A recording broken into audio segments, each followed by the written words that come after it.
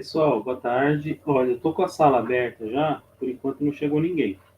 Mas, de qualquer jeito, como nossa discussão vai ser a partir das 6h30, nossa conversa, né? Então, a sala tá aberta lá, tá bom? Já são 6h03 agora. E conforme vocês forem chegando, vocês deixam a presença de vocês lá. E 6h30 em ponto, daí a gente conversa sobre esses três contos, tá? O Fobia do Dr. Álvaro, a Vizinha e o Prêmio, né? Eu falei que o prêmio é muito engraçado. Então, eu vou deixar a sala aberta, eu vou fechar minha câmera e meu áudio, e 6h30 a gente se vê, tá bom? Até mais tarde.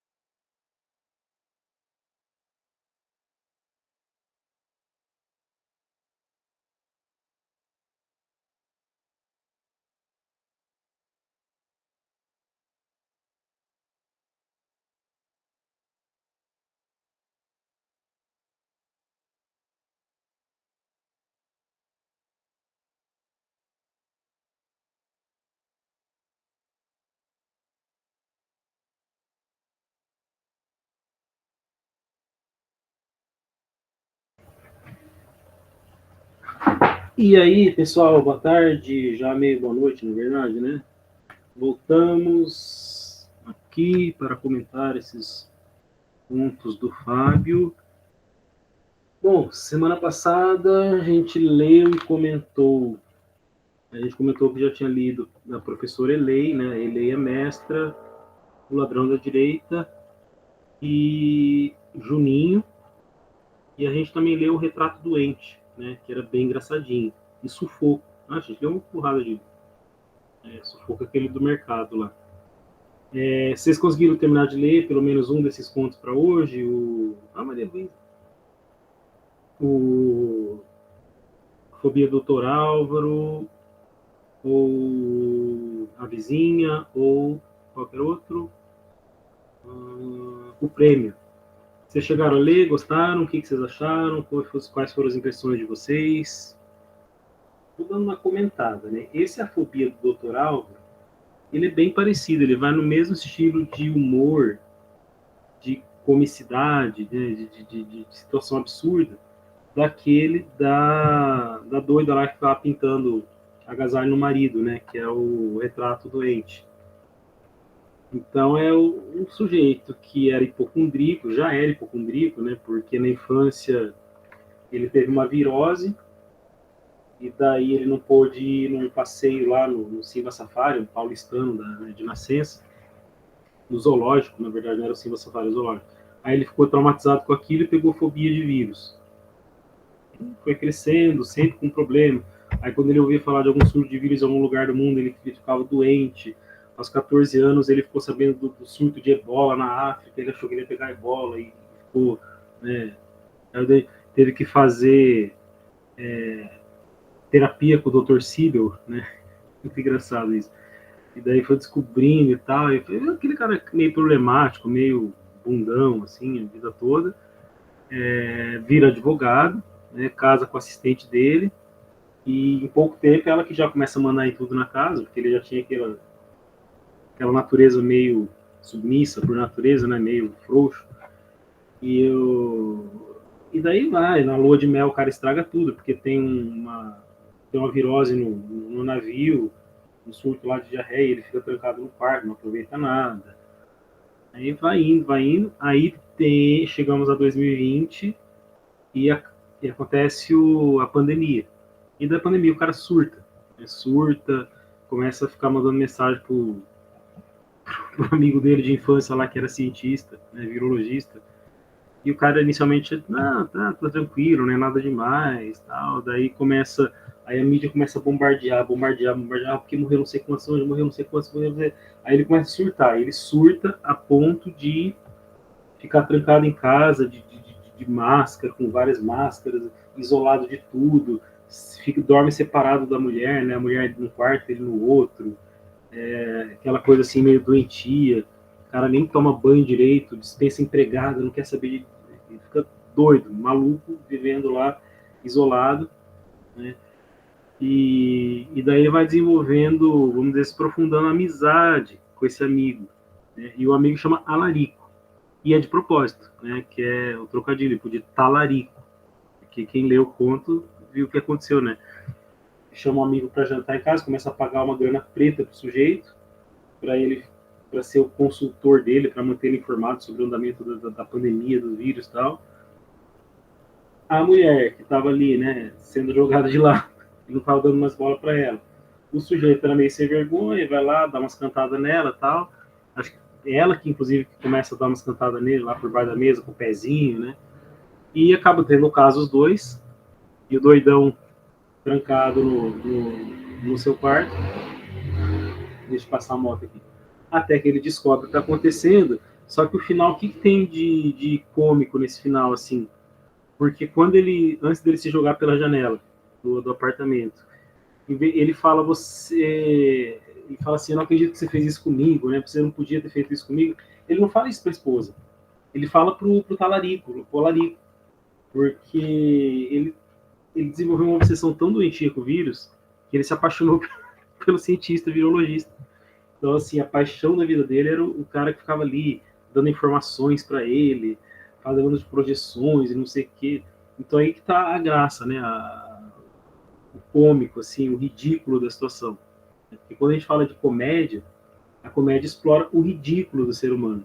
E isso aqui é bem um quadro de comédia. Ela é uma narrativa, mas é uma narrativa de comédia. Então vai explorar o ridículo desse sujeito que é o Dr. Álvaro, né? Vai expor os vícios reprováveis, tanto da esposa quanto do amigo talarico, né?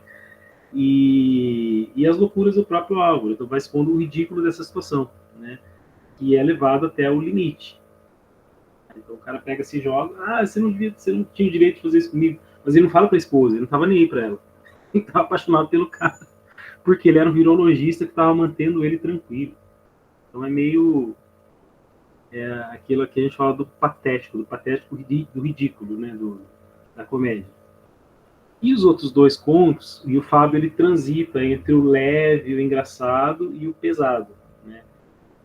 O Vizinha é um conto mais pesado, né? Ele vai mais para a linha ali do Juninho, do ladrão da direita, um pouquinho mais triste. Por quê? O que acontece ali? O sujeito bêbado no boteco, né, sabendo que é um monólogo, ele fica conversando com o carinha do bar lá, do balcão, pedindo para ele por mais uma dose, mais uma dose, mais uma dose, ele vai contando sua história. Então a primeira parte é o narrador falando que o sujeito chega, depois é só a fala do sujeito. E ele vai falar sobre a vizinha que ele tinha, que era uma pessoa esquisita, né, meio, parecia uma sombra que se deslocava para lá e para cá. Aí depois ele até ouve uma conversa e ele descobre que era uma mulher que tinha depressão, que era muito triste, e tinha morado na favela, e eles moravam numa casa de fundos, né, que era como se fosse um conjugadinho, metade, um lado era dele, outro lado dela, como se fosse uma kitnet que se dividiu em dois, né, então eles eram inquilinos ali da dona da casa. Uma casa e os conjugadinhos ali no fundo. E ele ficava assustado, porque ele achava ela meio assustadora. Ela tinha um aspecto de um fantasma, de uma bruxa, né? Ela é feia, esquisita, com aquele ar sempre triste. Mas porque ela tinha uma amargura muito grande na vida dela, né? No passado dela. O marido morreu numa chacina, daí ela estava grávida, perdeu o nenê, com trauma. Então, e o cara, mesmo com isso, o cara continuou tratando ela daquele jeito indiferente. E daí, o dia que a amiga que essa mulher tinha, que era a dona do terreno ali, que era a Dona Maria, que morava na frente, né? Foi viajar, ficar um tempo fora, ficaram só os dois ali. Daí um dia ela foi lá e bateu. Aí ele fingiu que estava dormindo. Bateu, bateu, bateu, ele não atendeu. Aí voltou lá e estava assistindo televisão. Bateu, bateu, bateu, bateu, bateu, bateu, bateu, bateu. E ele assustado, porque ele achava que ela ia matar ele e tudo. E meio lelé da... E na verdade ele era o lelé da cuca ali, né? Meio despirocado. E ele ficou lá naquela indiferença, naquele egoísmo dele, né? Mesmo sabendo toda a história de vida daquela mulher, ele achava que ela era doida e que ela ia matar ele, né? Amedrontado. E foi embora, não voltou mais. 6 dias depois, né, daí a dona do terreno já tinha até voltado e tal, vão descobrir que a mulher tinha se matado. O corpo dela já estava ali apodrecendo, cheio de mosca, fedendo, cinzentado. É meio trash, assim. Mas o que o Fábio vai explorar nessa situação, né? Lembrando que o Fábio, ele, quase a totalidade dos contos dele, ele tira de situações da vida real, né? Situações que ele leu em notícias. Ele pega aquela notícia e transforma, desenvolve uma narrativa a partir daquela notícia. Ele é Mestra, O Ladrão da Direita, o Juninho, não sei se exatamente ele falou de uma notícia, mas a gente é algo que está no nosso cotidiano, infelizmente. O Retrato Doente, Providência, que vocês não leram, mas é Uma Vida Sem Importância. Todos esses contos têm a ver com isso, inclusive o prêmio, tá? Então, é assim, o egoísmo desse sujeito, vamos dizer assim, não é que causou a morte, mas se ele tivesse, de repente, atendido a vizinha, conversado com ela, batido um papo, de repente ela não teria sido levada para esse desespero de se matar, né? Então, aquela coisa do Setembro Amarelo, né? Da prevenção. Então a mulher era uma mulher depressiva, amargurada, e ele não queria saber de conversar com ela porque ele tinha medo dela, né? Mesmo conhecendo a condição dela, ele resolveu ficar lá quieto, sem falar com ela. Ela foi lá e se matou. Então são essas crueldades da vida. E o sujeito ali, um bêbado, inútil, né? Ficou dormindo na porta, na calçada, na frente do bar. Né? Talvez até porque ele tenha se amargurado mais ainda depois disso, né? Então É assim, o Fábio, nesses momentos, ele é um herdeiro do realismo, da literatura realista. Vocês do primeiro ano vão ver isso comigo no ano que vem, no quarto semestre. Eu acredito que a Eduarda e a Maria Júlia já viram o Ed esse ano, né, o realismo. Então, é aquelas situações tristes da realidade mesmo, né? Aquela coisa meio para baixo mesmo, mas que faz a gente refletir a respeito de alguns problemas do próprio ser humano, né? O egoísmo, a crueldade, a indiferença. E aí é muito a indiferença e o egoísmo desse cara. E por fim nós temos o conto, o retrato não, o prêmio, que daí a gente vai para a questão da leveza e do humor, de novo, né? O Fábio ele fica transitando entre o humor e assim, o leve e engraçado e o triste e pesado. E agora nós vamos pro leve e engraçado. Isso é o que aconteceu de verdade, tá? Lá em Timbó, no interior de Santa Catarina. Um pedreiro ganhou um prêmio milionário, só que esse prêmio milionário ele ganhou numa cartelinha de loteria que ele comprou na zona. Né? E daí ele ficou com, não sabia o que fazer, porque se ele revelasse para a mulher, ela ia saber onde que, né, ia sair no, publicidade do jornal, ia ser anunciado em todo lugar, e daí ele não sabia o que ia acontecer com ele, se ele ia querer divórcio, se ele ia querer matar ele, né? Ele ficou com medo. Aí o que aconteceu? Ela descobriu o bilhete, foi lá, pegou tudo e deu no pé. Inclusive, sugere-se aqui que ela tinha um amante, né? Deu no pé com outro sujeito. O Cícero é o paspalho da história. Então, de novo, uma narrativa leve para explorar o ridículo, né? O ser humano em situações ridículas. Então, tem essa crise de consciência, né? Que o narrador do Fábio aqui fala, né? Que ele ficava dentro de si, ele voltava para dentro de si, ficava lá rememorando e tudo, e falou, não, melhor deixar, né? Porque tem até os problemas. Ele mesmo tinha os problemas de violência contra ela em algumas situações, tudo, e ela aguentando sempre fiel, sempre boa esposa, tudo. Não, ela não merece ficar sabendo disso, né? Para que essa riqueza toda? E no fim ela descobre e ela vaza e deixa ele para trás, trouxa. Né? É assim, isso aconteceu de verdade. Então é engraçado, assim, como se fosse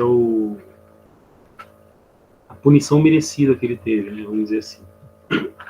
Bom, gente, as análises rápidas que eu tinha que fazer desses pontos eram essas. Espero que você tenha bom de se estudar. Uhum. O que vocês acharam dos contos do Fábio, esses que a gente leu? A gente leu o quê? Um, dois, três. Leu quase tudo desse livro. Ou metade, pelo menos. Um, dois, três, quatro, cinco,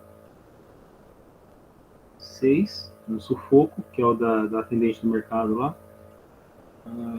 Sete, oito. A gente leu 8 contos dos 13. O condutor me causou uma grande tristeza por retratar a mais pura realidade. Muitas pessoas paralisaram de medo até agravaram casos de doenças mentais no período. Sim, sim, sim. Né? E grande parte da responsabilidade por isso foi da imprensa, da mídia, que fez um sensacionalismo muito grande. Né? Uma coisa assim de trabalhar isso de uma maneira muito negativa. Uhum. Entender o lado da Camila, uhum, mas não concordo com as atitudes dela. Sim, claro, é reprovável. O filme me deixou perplexo, pois até quando ele foi traído se tratava da doença porque o médico deveria ajudar ele. Sim, é assim, a comédia tem isso, ela mostra as coisas de maneira ridícula, mas ela aponta para as coisas que estão erradas, para os vícios, né, do ser humano, para as partes mais baixas do ser humano. Então, isso a comédia originalmente. Depois vai se desenvolvendo em comédia em prosa. Então, um dos objetivos de se expor o ridículo é também expor as baixezas do ser humano. Né? Só que de maneira engraçada, de maneira mais leve. Né? Gostei da sua contribuição, Maria Júlia. E aí, alguém tem mais alguma coisa a dizer sobre os outros contos? Vocês gostaram dessa dos contos do Fábio? Porque a gente leu um romance, né? Uma narrativa maior, depois leu narrativas curtas. Quem tiver aí contribuições para fazer, pode fazer. É, as suas impressões e tudo mais. Então, deixa eu ver se o Fábio me respondeu.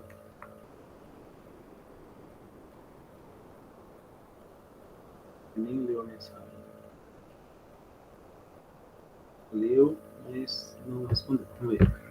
Olhei os contos, percebi que ambos mencionaram o egoísmo, sim, mostrando como ele poderia corromper a sociedade. Consegui perceber as características do realismo, sim, de uma maneira bem presente no sarcasmo e isso, né? É que assim, essa literatura é contemporânea, mas ela tem herança, tem marcas do realismo, né? O Machado de Assis, por exemplo, é uma das maiores influências do Fábio Gonçalves. Outra é o Nelson Rodrigues, que também é um escritor, vamos dizer assim, pós-moderno, só que ele é mais antigo, ele é da década de 60, 70, até 80, só que ele influenciou bastante o Fábio, né, que é aquele neorrealismo do século XX. Uhum, percebe as mesmas características. Uhum. Porque o realismo tem certo humor também, né, um humor cruel, que a gente chama, né, e não é aquele humor tão leve assim, ele é meio umas ironias cruéis. Certinho. Sarcasmo. Uhum. Tinha até alguns outros pontos que eu queria que a gente conseguisse ler, não daria tempo, mas eu posso deixar depois disponibilizar para vocês, tá? Porque são pontos bem legais. Tem um que é que é bem dolorido, que chama Providência, que é sobre como alguns agentes policiais agiram na pandemia e chegaram a matar pessoas. Tal, é meio trash. Tem outro que chama Companheiro de Quarto, que é bem pesado e bem triste também. Esses dois seriam legais. Seriam legais depois deixar pra vocês verem. Depois eu vou disponibilizar ele, mas são bem tristes e são ambos baseados em histórias reais. Vamos ver. Mais alguém tem alguma coisa a dizer? Gostaram, não gostaram? Só deixa lá, gostei muito, tal, blá, blá, blá. Vamos lá. Alguém queira se manifestar? Vamos lá, Nicole, Vânia, Sara Helena Franco Duarte, Maria Luísa, Emanuele. Nicole gostou, legal. Sara gostou, bacana.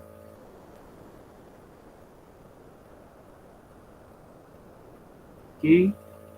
Bom, gente, eu vou confirmar então depois se o Fábio vai se encontrar conosco amanhã ou não. Ah, a Vânia também, Bianca também. Tá? Aí até amanhã de manhã ou no começo da tarde eu confirmo. Gente, ó, tem encontro com o Fábio hoje a partir da hora tal, né? Que é das 6, entre 6 e 6 e meia. Tá? E daí, qualquer coisa, eu até deixo esses dois contos para vocês lerem de hoje para amanhã. Eles são curtinhos, para vocês falarem depois amanhã as impressões que vocês tiveram com eles, tá? E daí vão bolando perguntas que vocês queiram fazer pro Fábio, coisas que vocês queiram saber da vida dele, da obra dele, como é que ele se inspira, onde ele se inspira, como é que é o processo de criação, tudo, tá? A gente tem um bate-papo rapidinho com ele amanhã. Beleza? Bom, oficialmente a gente encerra o projeto hoje, né? Mas ainda tem esse encontro amanhã com o autor para quem conseguir participar, certo? Caso ele possa também. Gente, eu agradeço muito a participação de vocês esses meses todos aí, desde agosto até agora, né? Espero que vocês queiram participar do meu próximo projeto, desse curtinho, que vai ser com os contos do meu pai, Domingos Pellegrini. Já até dei um para vocês dele, né? Eu sei que pelo menos a Júlia leu, porque ela até chorou. A Júlia não está aqui hoje. Mas então depois eu vou divulgar. Semana agora, essa última semana eu vou divulgar o projeto do ano que vem, do semestre que vem. Beleza? Certinho, pessoal? Então, a gente se vê amanhã, talvez, né? E quem estiver lá no IF, a gente se vê no IF também. Beleza, gente? Bom descanso para vocês, tá ok? E até mais. Vou encerrar a gravação aqui.